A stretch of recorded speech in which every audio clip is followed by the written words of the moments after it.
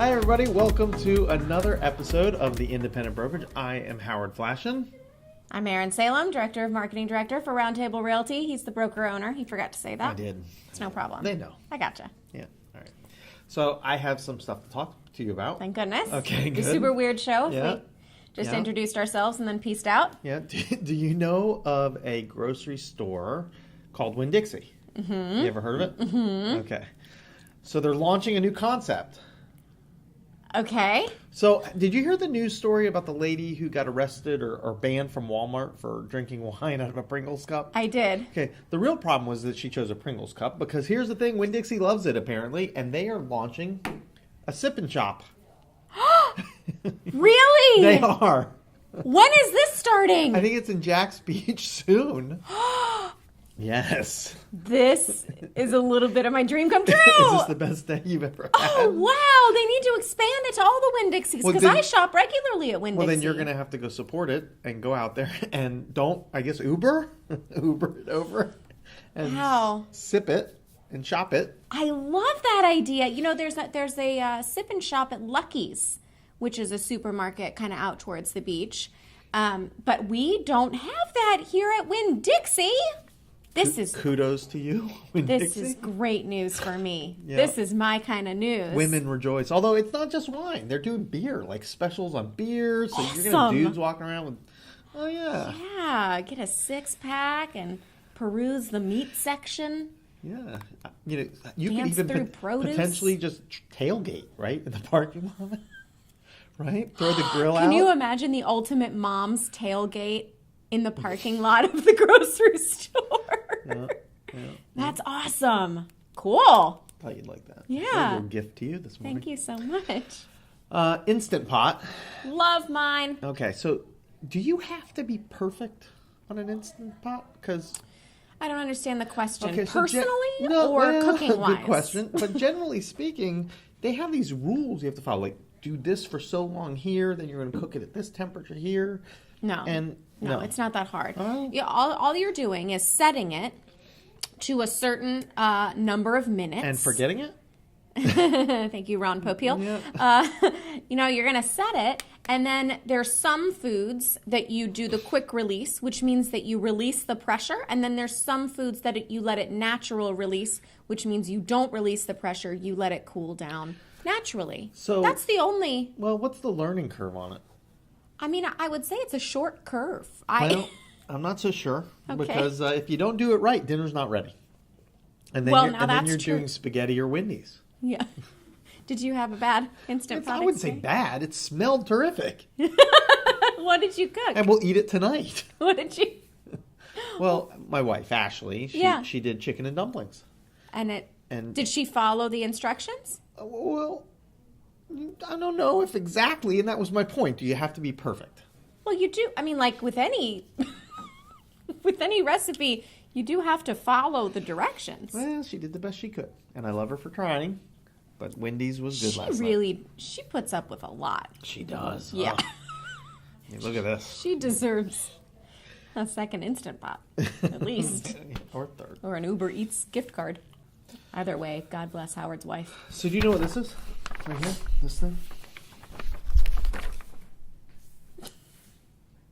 The 2018 Florida Statutes. Yes, it's a state law. Tell me about it. That is Chapter 475. Okay. That applies to real estate brokers, sales associates, schools, and appraisers. Okay.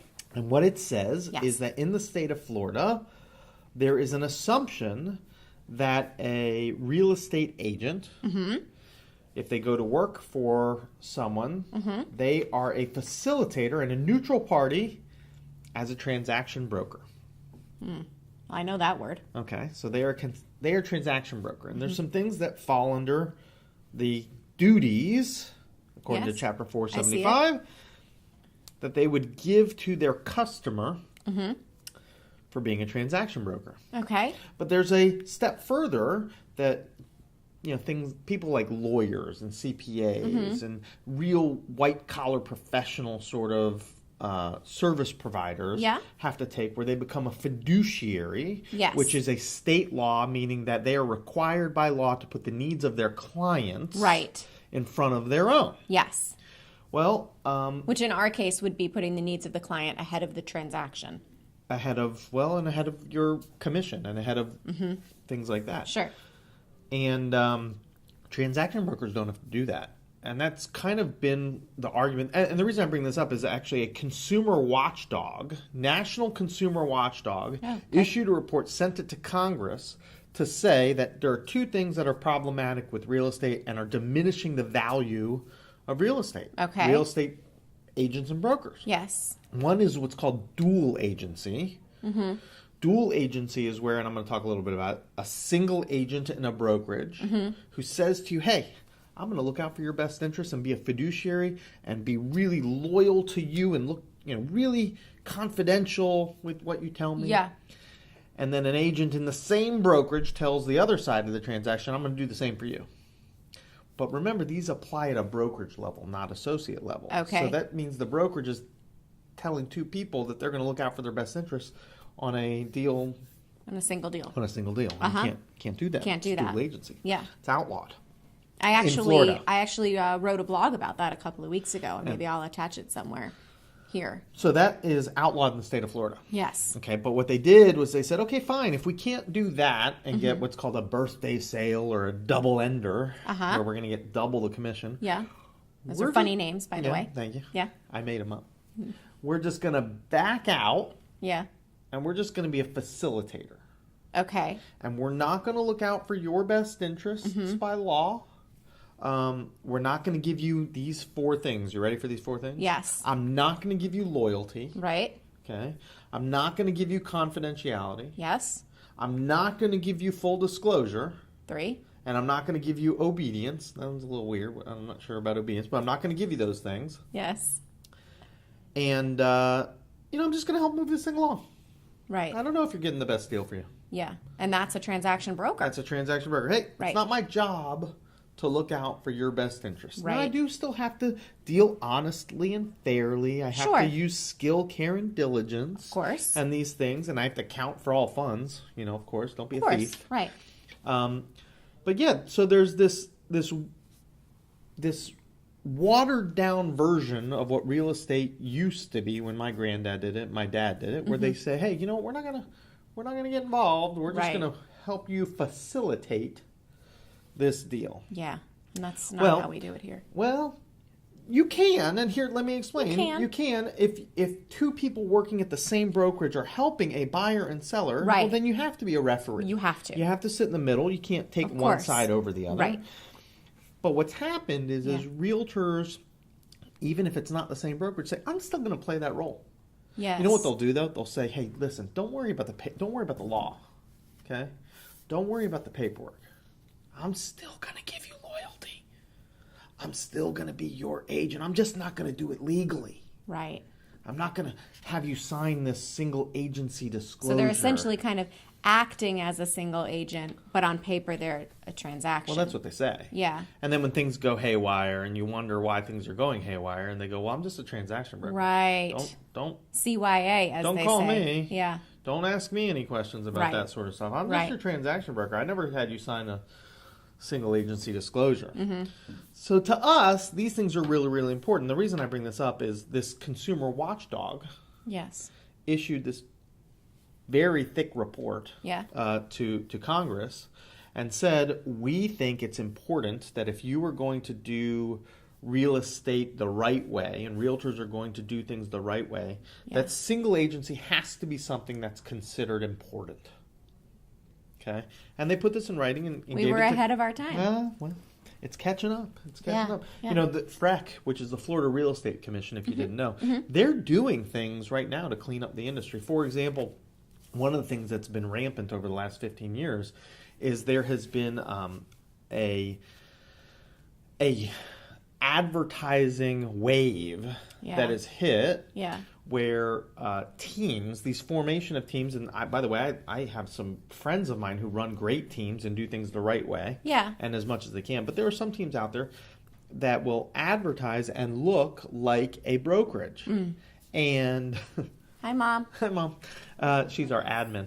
But So they will advertise and look like a brokerage. And what I mean is like the team name's huge and big and bold. Yeah, and then the brokerage. Tiny little brokerage down there. Right. And so it's deceiving the public. Exactly. Right? Because the responsibility and the liability and all those things really are a brokerage level. And they're in charge. And actually the law is that real estate sales associates work under the direct guidance overview of a broker. Yeah. And so FREC, the Florida Real Estate Commission, has said, and July 1st, they're actually cracking down on this sort of stuff. Awesome. Which is great. Yeah, I think it's important that the public know what they're getting, which lines up with this transaction broker single agency thing.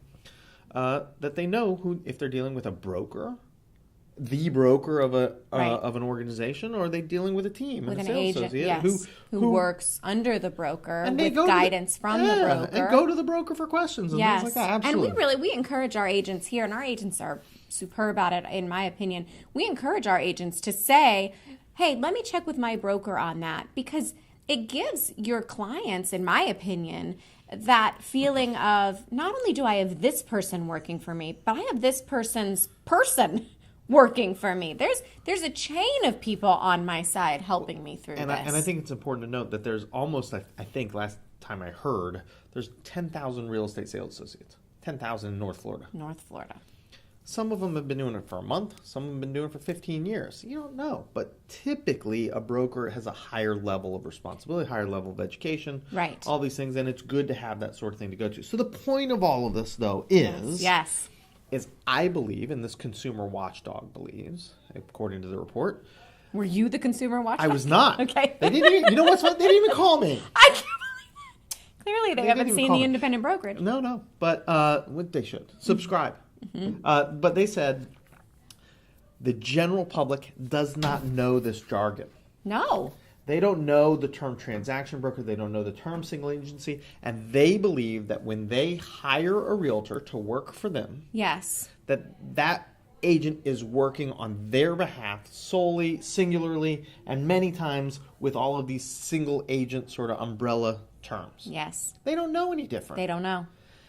And the real estate agents, I would argue, some of them, not all, potentially know that assumption is going on. And so when they whisper, "Hey, don't worry about all this stuff. It's just they know they're covered. It's just paper. Right. Don't worry about it. Yeah. You don't need these things. You don't care. We are going to work for your best interests anyway." Well, if they won't put it on paper and they won't put their money where their mouth is, I would argue that that's wrong. Yeah. And we like to do things right. And Absolutely. we like to do things by the law. And there's documentation that's supposed to go with this. And so if you're working with a roundtable agent, these conversations can be very open and educational for everyone involved. Always are. Absolutely. And I would argue that all real estate agents should be able to have these conversations. Now, some brokerages will not allow for anything but transaction brokerage because they don't want any sort of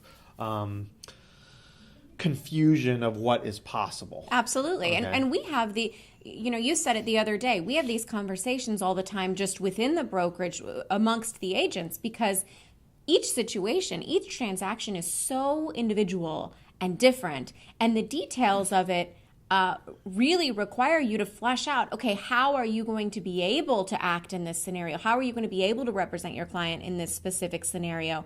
And because there are so many combinations and possibilities, most brokerages want to keep it at, well, it's just we're only a transaction brokerage, from my understanding, because it's just easier than having these long drawn out conversations of what is the legal and best way to represent your client in any transaction. And I can understand that.